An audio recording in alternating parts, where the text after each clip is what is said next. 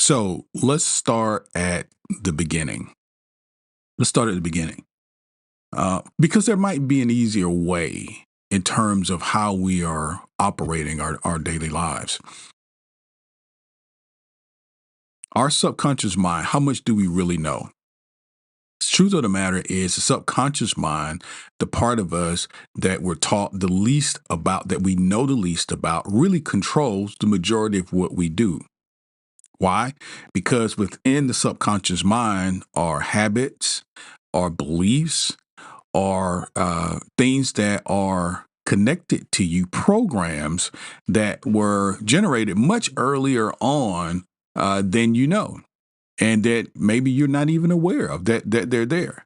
I want to show you this uh, illustration right here, and if you're on podcast, I'm going to explain what we're looking at. It's the iceberg illustration, of course, where you've seen the majority of the iceberg is under the water, the part that's not seen, and the part that's on top. While it looks large to us, it's really only a small percentage of the totality of the iceberg. And in this case, we're saying 90%, and I've done quite a bit of research on this, 90% of what we do in terms of what we believe and what motivates and controls our behaviors are actually underneath the water in the subconscious mind, the part that you cannot see, the part that works 24 hours a day, that is always generating and pulling to itself the things that you vibrate with. Now, on top, our conscious mind, the gatekeeper, that logical, rational part of us that when we are quote unquote awake during the day, this is what analyzes and thinks for us and creates plans. And, this is where you house your short term memory. But this is only a small percentage of who we are in terms of how we control what we do. So here's my theory, and here's my reason for podcast today for this video today. I think there's an easier way. I think there is a better way, and this is what we do here at Rethink. We, go back and we take a look at old processes, old procedures, and old thought patterns, and we think in a better, more productive way. So instead of hard work, all of this labor that we're putting into creating the things that we want and trying to get the things what we want, and many times being unsuccessful, is there a better way in terms of process that we can get a better result, the results that we want, the achievement, the success, the relationships, the mental and physical health that we want, our jobs, our careers, and just really fulfillment in life. Really fulfillment in life. So that's what we're going to talk about today. Is there an easier way? And we're going to catalyst that into programming over effort. Programming your subconscious mind, understanding how to program your subconscious mind versus all of the effort that we're putting into achieving things in our day-to-day lives and being exhausted and being unfulfilled because we're not getting the results that we say that we want. So welcome in, guys, to Rethink. It's a lot, I know, to begin with, but it's going to be really effective today.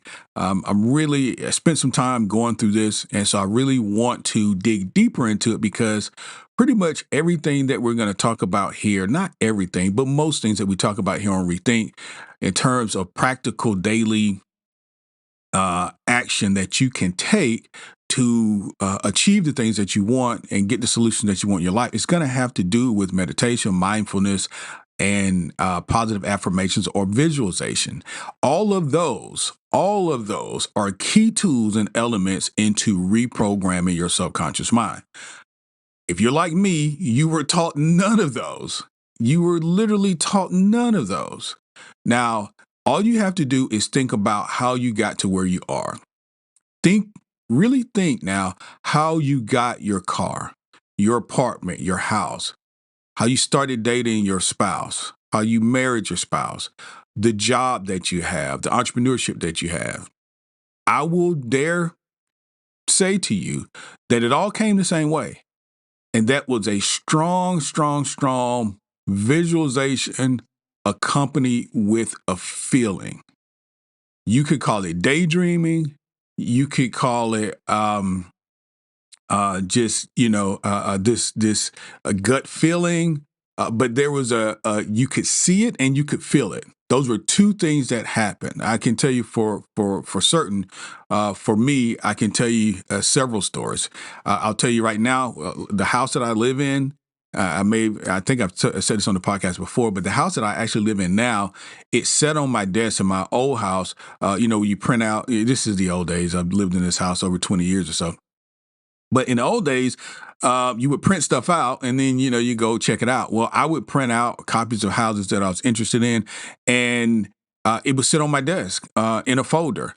And I just had these pictures of this particular house sitting on my desk. And for, I don't know, better part of a week or two, I would look at this picture every day and I would imagine what it was like to live in this house.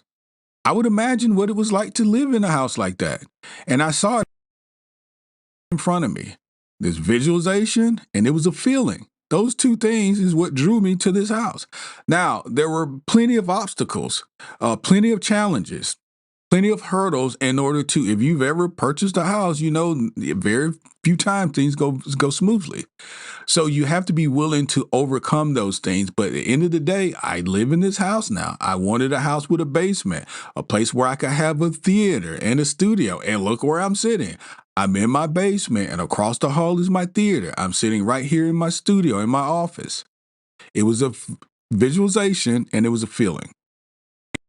So again, welcome in to Rethink. And we're going to take this thought and we're going to dig deep and we're going to be very effective today because this is a key component of everything that we talk about here. Really, it is something that's going to help you, I believe, if you put it into practice.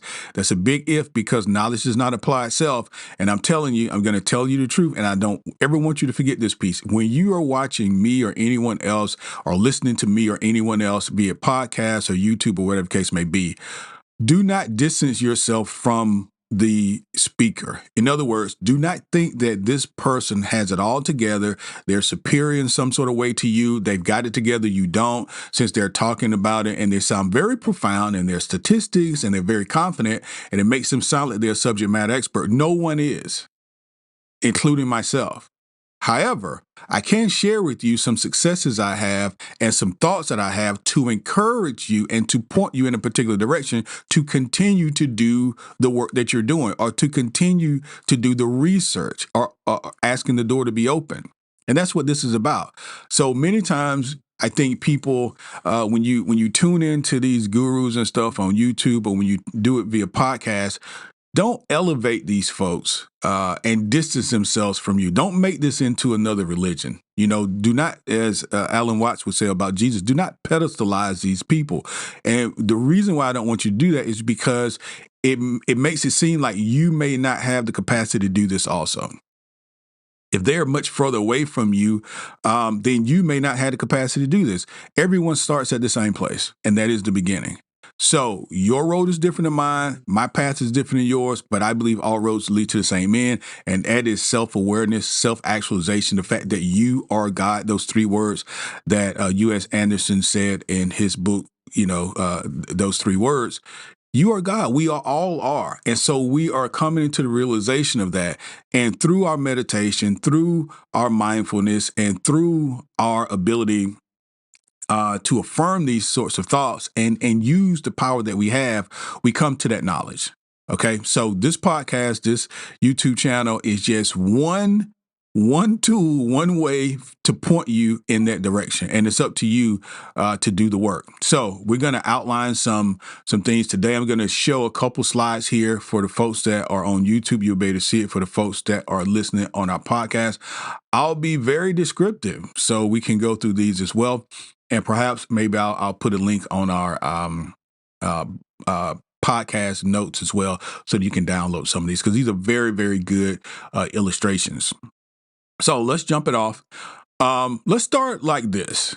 because the discussion about subconscious mind for me started about 10 years ago, 10 or 15 years ago, when I was, I was on my spiritual journey. I was at the, beginning stages, and I'm trying to understand what really it is, and, how does it operate, the subconscious mind. And I ran across a book by Joseph Murphy, and it talked about the power of the subconscious mind. If you've not read that book, just go to Amazon, The Power of the Subconscious Mind. Joseph Murphy is there. It's a fantastic read. And one of the quotes that Murphy indicates in his book is this: the subconscious mind is ruled by suggestion. It accepts all suggestions. It does not argue with you. It fulfills your wishes.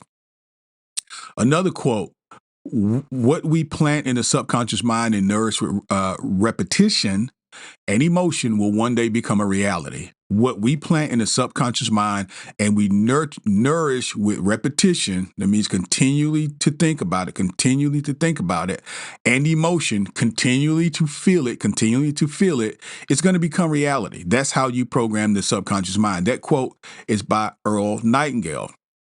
Another quote: your subconscious mind works continuously. It doesn't sleep.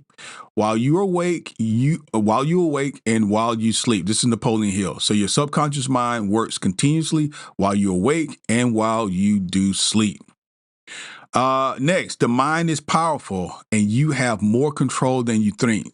This is Scott Lewis. Your mind is powerful. Now remember, you got two. You got the conscious mind and the subconscious mind. You have more power than you think. Bob Proctor says, the thoughts that you think today will influence your subconscious mind and it will create your future. One more quote: our subconscious minds have no sense of humor. It plays no jokes, and it cannot tell the difference between reality and an imagined thought or image. What we continually think about eventually will manifest in our lives. This is Robert Collier. Now, in some ways, that same quote was said by Buddha, who we know as Buddha, years ago, which is I use as one of my email signatures, which is what we think we become. What we think we become. So I wanted to sort of start off that way because I wanted you to know that this isn't a new thought. This isn't unfounded. This is scientific. And we just have to engage in these activities, in this practice, in order to see the benefits thereof. Now, if you're fine with where you are in terms of your process, so Kelly, I work like 80 hours a week. I hardly get to see my kids or my wife, but man, I'm achieving everything I want to achieve. And okay. Or whatever it is. This is a suggestion on perhaps an easier way to achieve the things that you want. And I'm going to suggest that way is by programming, using the 10%, that conscious mind as the gatekeeper to make the suggestions to that larger group. That larger percentage of your mind, where the real power is, the subconscious mind, let's use that 10% to program the 90%. Instead of using that 10% to get stressed out and do all of the physical activity that we're doing, and it may even not be inspired action. Inspired action is something that you've heard here before, because inspired action comes from what? From spending time in meditation and mindfulness where you know that you have a inspiration to do a thing and then you act on it. That is inspired action. But if you're not meditating and mindfulness is not involved in your day-to-day activities, then you're just acting. You're hearing a lot today about fake work. You're hearing a lot today about people being unproductive. They're being very, very busy, but they're not really getting anything done. And listen, I've been in that group. I've been in the group where you're just doing stuff. Yeah, you're doing stuff, but is it moving you further toward your goal? Are you achieving really the things that you want to achieve in life? I'm suggesting to you that there is a way for you to be more pointed, more intended, using your intentions specifically. I'm going to use my 10% to program my 90%, which is working anyway, to have it work on my behalf in a way that I want it to. All right, so let's rock and roll. Let's talk science first. Today, we're diving into a idea of reprogramming the subconscious mind, of course, to unlock our life's desire. So, science and scientific studies show that you can change your subconscious mind, your subconscious beliefs through consistent and intentional practice. The brain's ability to adapt, something that we call neuroplasticity. So that's the word you want to write down to remember, and Google it so you can check my work and make sure I'm telling you the truth. What we call neuroplasticity means that you can literally rewire your brain to create new beliefs, and those beliefs can be successful. So right now, if you're 20 years old, 30, 40, 50, 60, it doesn't matter. When you were living 1 through 7, you were being heavily programmed. That's when you learned to speak your language. That's when you understood basically what your sexual orientation is. That's when you basically understood, your position in life, your ethnicity. All of these things were being programmed into you in 1 through 7. And then, of course, further 7 through 11, certain stage, and you were just receiving. Okay. Very few 1 through 7-year-olds question their parents, guardians, grandparents, loved ones about the stuff they're feeding them, the stuff that they're teaching them, the language, etc. They just receive. So you received all this stuff. Now, if you're like me, you don't remember what was given to you from 1 through 7 or 7 through 11, but it's in there. It's in there, and it's just like a long-term memory bank. It's an archive. It never goes away.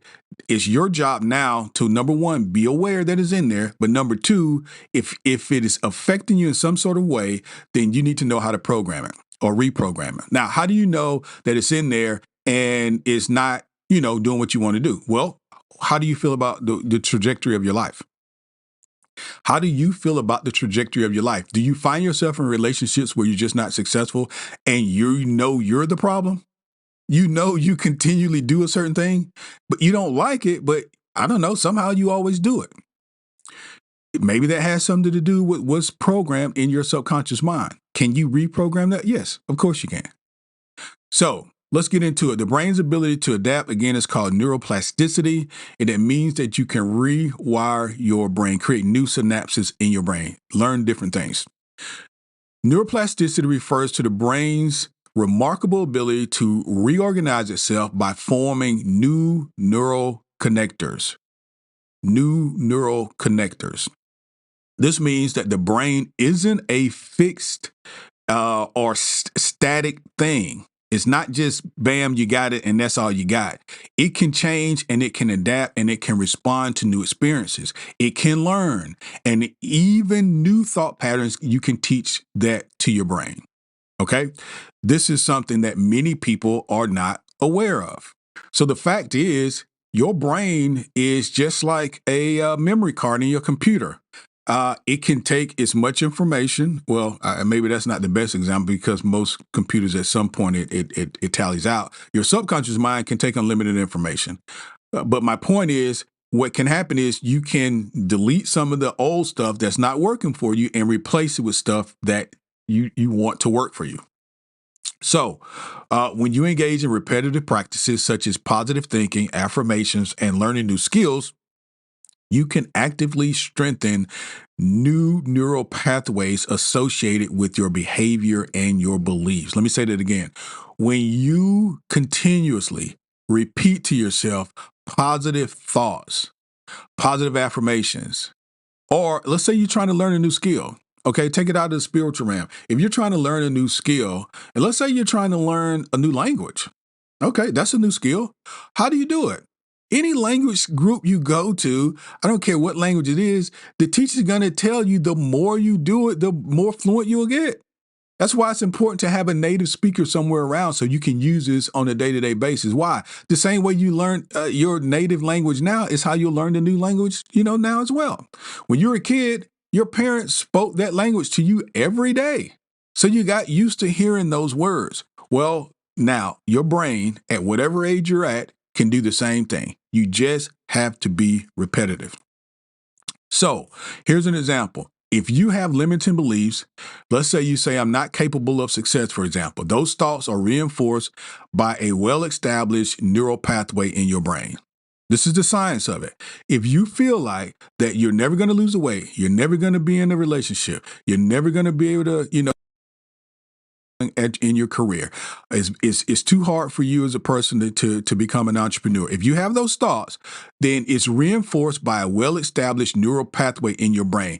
Why? Because you've had it time after time after time after time, day after day after day. And so it's well established in your brain, in your subconscious mind. However, through consistent repetition of positive affirmations like I am capable and I am deserving of success, your brain begins to form new neural pathways. Over time, the old limiting belief will weaken and the new empowering belief takes root, becoming your default mode of of thinking and your mode of operandi. Now, here's the thing. Once you start thinking positively and you start seeing some result, small as it may be, that's why I always say here to make sure you celebrate the small things, because you want to reinforce to your conscious and subconscious mind, especially, that this is working. This is working. And it encourage it to do more. So the more you see it working, the more you want to think about it. The more you think about it, the more it will be working, and one will turn the other. So this process that we just discussed allows people to change long-term habits, long-term and long-standing habits. When you've had these long sort of habits and you just are tired of yourself already, this is how you do it. You can change it by adapting to new thoughts. And ultimately, you can create lasting success because now you're doing it intentional. You are programming yourself in a very intentional way.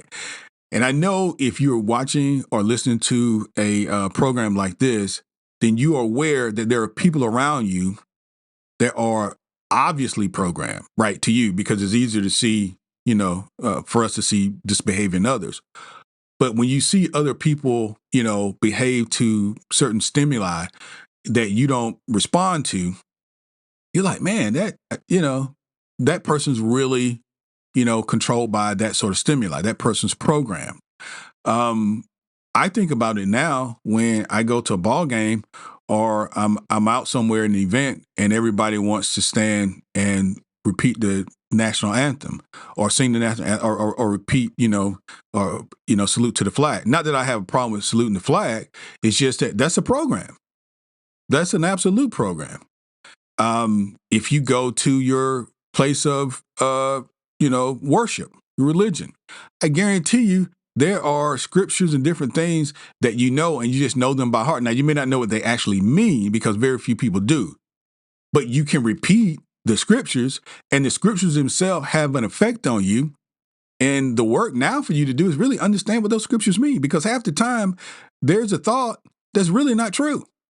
I grew up in Southern Baptist Christianity, and I would hear the same prayers every week at church, Wednesday nights, etc. And it wasn't until I became an adult, until I really did some discovery to understand what these scriptures actually mean. And guess what? It was not even close to what I thought it was. But I held that in my mind for a long, long time. So again, these are ways that you're programmed. All right, so let's get into solutions.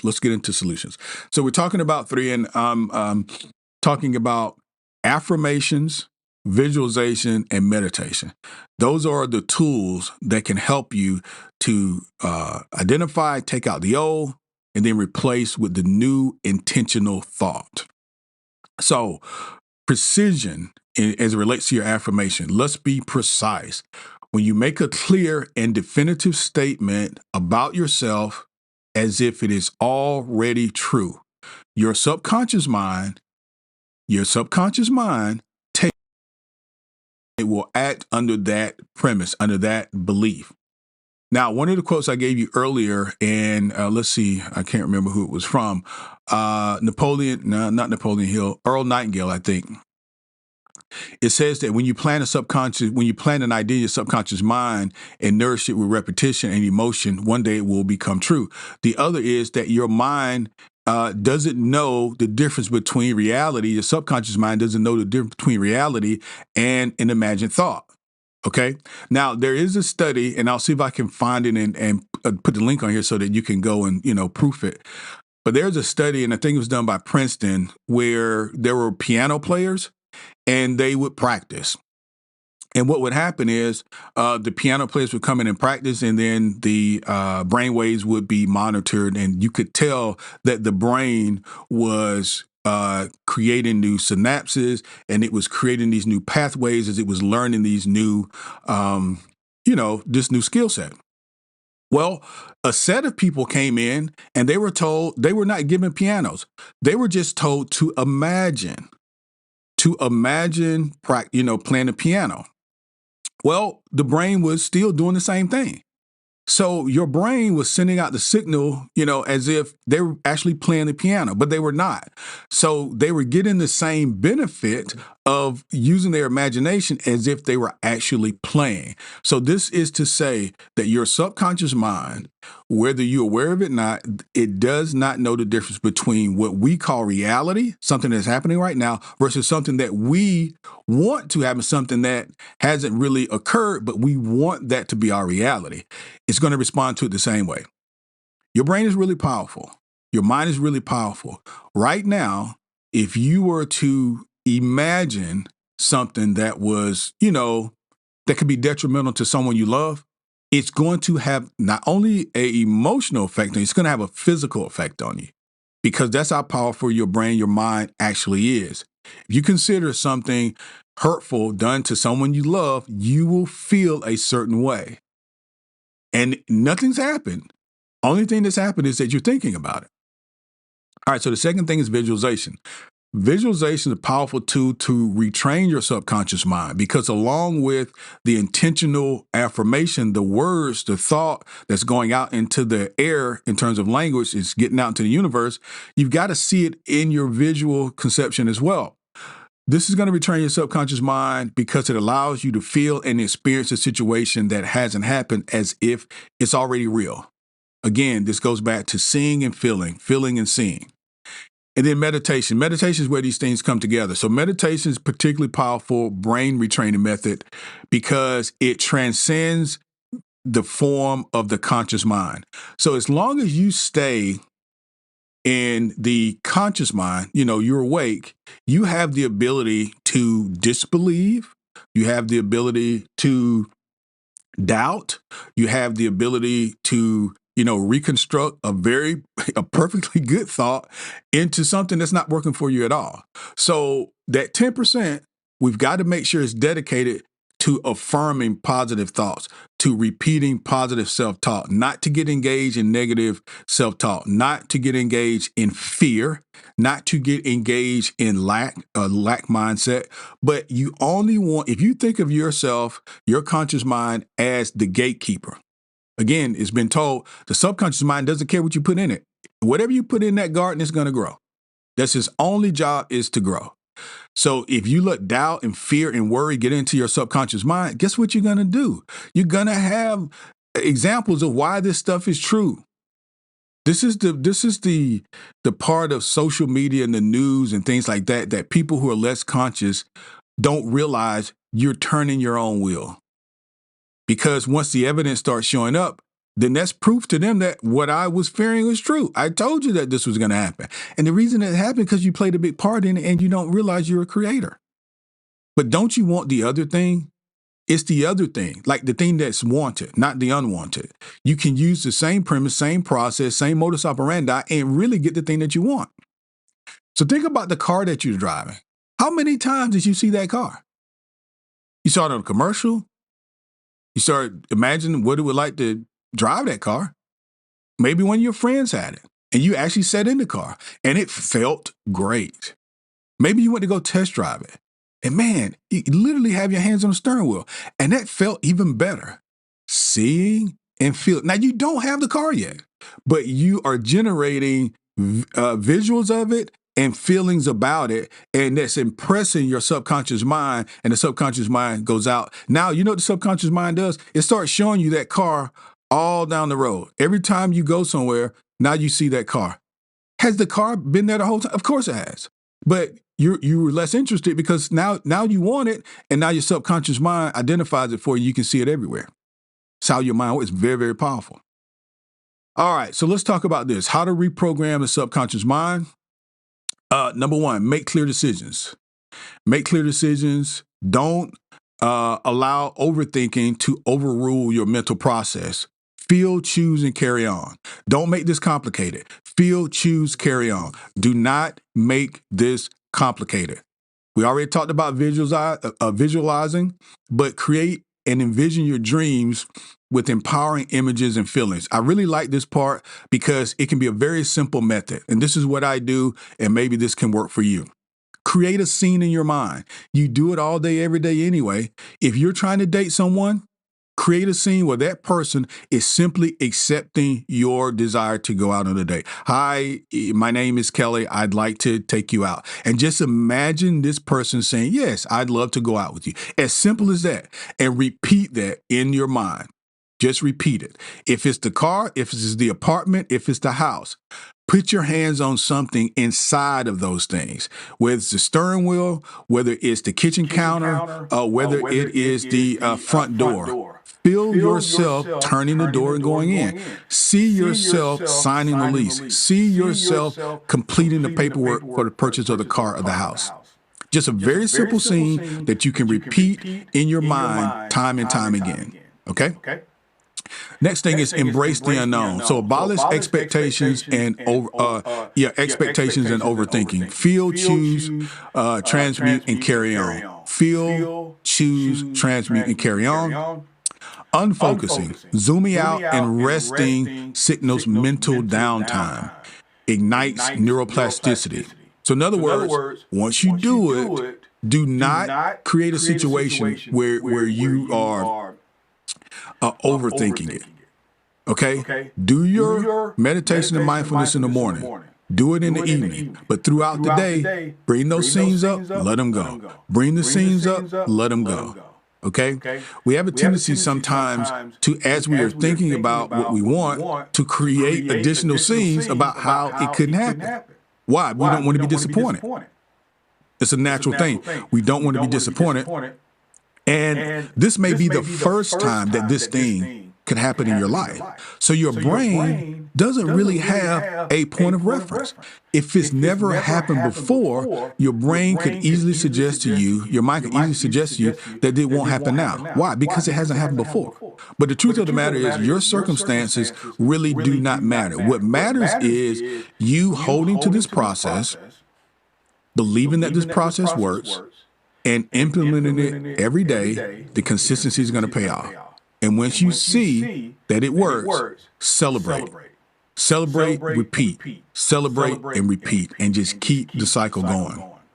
So, new experiences, taking risks, learn new information, and create new memories that's going to help you to create cognitive flexibility and, again, those new neural pathways. I really want you guys to do that study on the neural pathways. I want you to just look it up, if nothing else, because here we study and show ourselves approved. I don't want you to take anything at face value. Plus, if you know it, then you know it. You don't know it through me. Heart-centered. Gratitude always plays a big role in success. So gratitude, love, and joy expand energy, rewiring your brain to notice what you have and less of what you don't. That is so key. That's so important. We get so narrow sometimes because that particular thing, that one person is not in our lives. Okay? Now just imagine you've got hundreds of people in your life, like really nice people, really, really good people in your life, but you want her and she's not in your life. And you start focusing on her like, man, if I could just have her, my life would be great. Well, honestly, your life is great now. You just want to add her to it. Let's show the gratitude for what we have. Showing gratitude suggests that I'm thankful for what I have, and it makes that enough. Now, if I get her added on top, I'll just be extra grateful. But be grateful for where you are, for what you have, and for what you've accomplished. Very important part of the process. So let's jump over to our last slide and last piece of information. One of the important things to do as we're reprogramming our subconscious mind, just to take this deeper, is one, let's become aware of what is turbulent in our minds to begin with. Again, meditation, observation on our thoughts. we had I'll have to remember the podcast, but we had a worksheet where you could write down thoughts that you were having on a consistent basis, negative self-talk, that we talked to you about how to reprogram. I'm going to link that podcast into this particular show. So if you're on YouTube or if you're on the podcast side, I'm going to put it in the description and in the show notes. So I want you to go back and listen to that information, because this is exactly what you need to do. If you know that you have consistent negative self-talk about a certain topic, then you need to write that down. And then the information that we gave suggests how to create, first of all, interrogate that thought so that you understand that it's not true. And then in order to disseminate the thought, create a positive counter thought to it. And each time that thought comes up, you think the positive counter thought. And eventually the positive will take place to replace the negative. Okay? Daily affirmations. Again, this is how you battle in the mind in terms of negative thoughts. You can make a list of empowering information, or affirmations rather, because we did that weeks ago. Continue to repeat those. There's nothing keeping you from adding new affirmations to your list.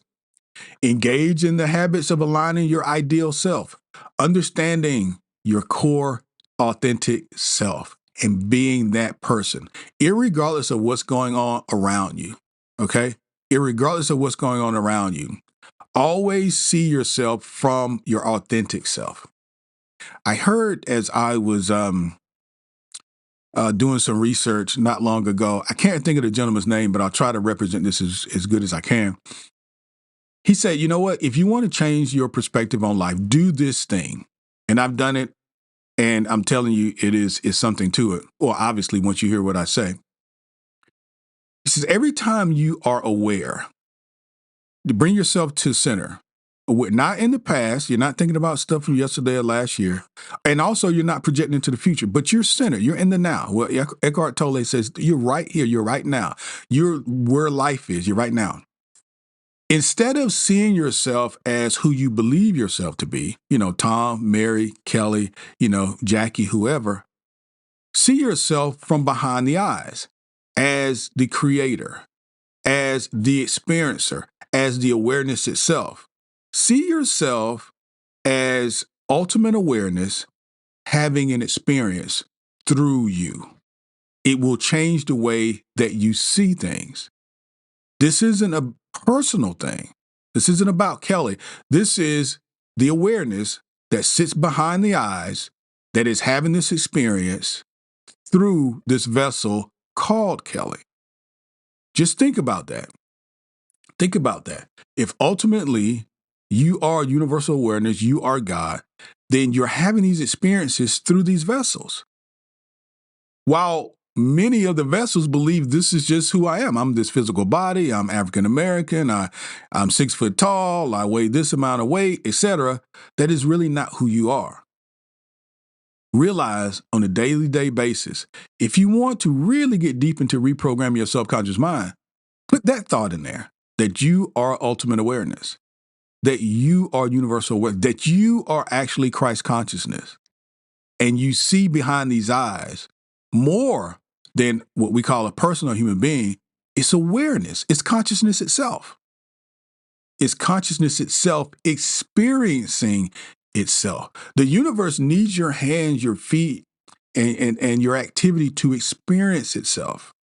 And so it is experiencing itself throughout this multiplicity of individuals, this population. And you are now aware of that. All right. So here's the thing. If you stick with your meditation, you use your visualization and your affirmations, you will reprogram your subconscious mind. The question is, what are you going to put in your subconscious mind? It's up to you. It works. It works. It works. It works. The reason why, for example, morning affirmations work is because repetition rewires the brain.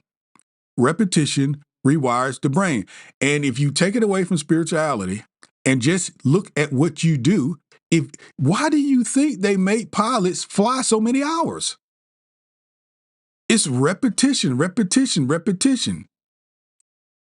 If you go to the language class, If you're a parent, you're trying to teach a kid to ride a bike, it's repetition, repetition, repetition. After a while, it becomes second nature. You heard that term. It becomes second nature. Why? Because now your subconscious has taken it and you don't need to practice anymore. Your subconscious, like, I have this.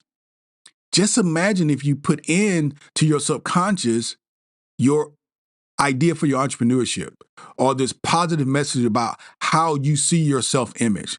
I'm 21 years old. I have the body of a 21 years old person, and I always will have. And your subconscious mind believes it. Believes it. You'll generate the habits that keep you in shape, that keep you with this glow and this beauty in your skin and your hair and your nails. All of that stuff will generate itself. Visualization. Why does it work? It primes your brain for success by showing your subconscious mind what's possible.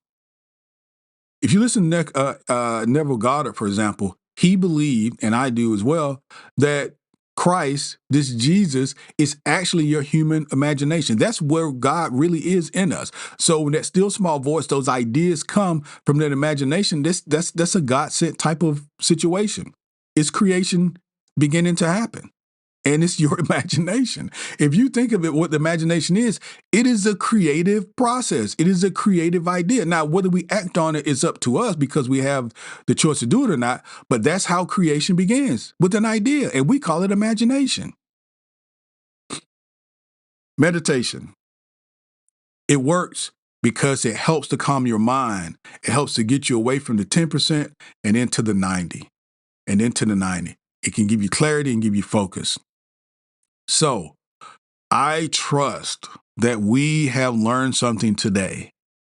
I believe that is an easier way. Instead of plowing ahead and knocking everything down in the way, and instead of not having a inspired action, for us, let's have inspired action. Let's move with intention. Let's use programming over effort. Let's do it for 30 days. Let's do it for 30 days if you need proof. Let's just do it for 30 days and see how we fare. And I believe that if we're consistent with this, and if we really practice these behaviors, that we can be the people that we want to be and live the lives of fulfillment without having all of the peripheral damage in terms of the we can have longevity instead of living, these big stressful lives where we've got pain in our body and so many things caused by stress.